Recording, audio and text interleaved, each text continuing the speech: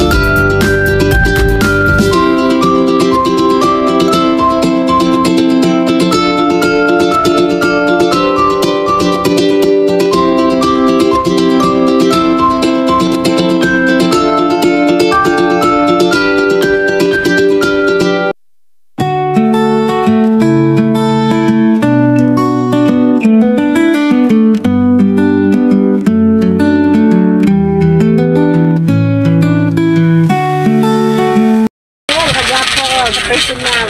Oo. Tinit. Net, kambit lang.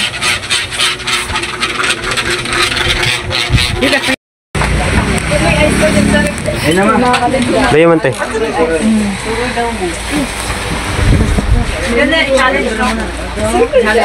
Ya, uli na ko niya. Ampinga, ampinga. Oo. Ay, tataon. Lagi ka. Okay. Pagilong. Bunsitin. Wala ko na bunka. Bantayan na mo dudong og gangga. Palis na po kami mga kalangga. Doon pa po kami kita daan sa Davao mga kalangga. Dito pa si Apel, si Victor. Si... Kwanto lapan pa?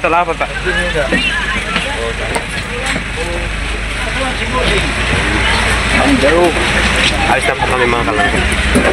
Ano yung sakyan? Oo.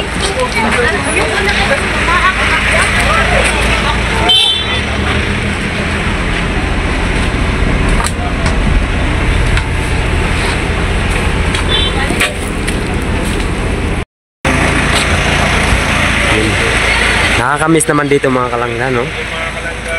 Wow. Pero hindi po ako mag-alala mga kalangga. Makabalik din ako soon dito. Yun. Kasi yung lugar dito tabi lang ng dagat. Makaligo ka talaga mga kalangga. Nakakamiss naman dito mga kalangga. Paalis na kami, dadaan pa kami sa Davao. Muna po sila Ate Maricho at si Kuya Awi. Kasi pauwi na po kami sa Bukid noon. Marami po sila mga kalangga.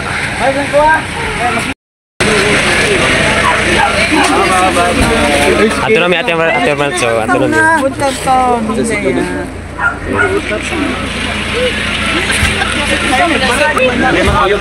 So yan po mga kalangga, sasakay na po kami mga. Ito po si Abil. Uy. Para sa ibig.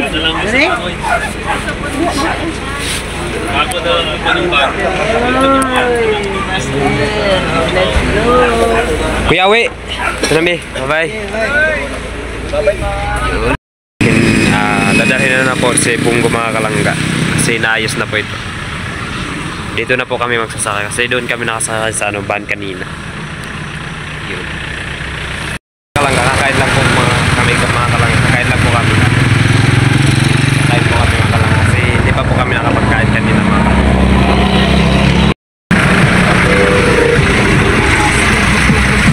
Dito pa po kami sa mga kalangga. Carmen yata. Agilang buhay. Yun.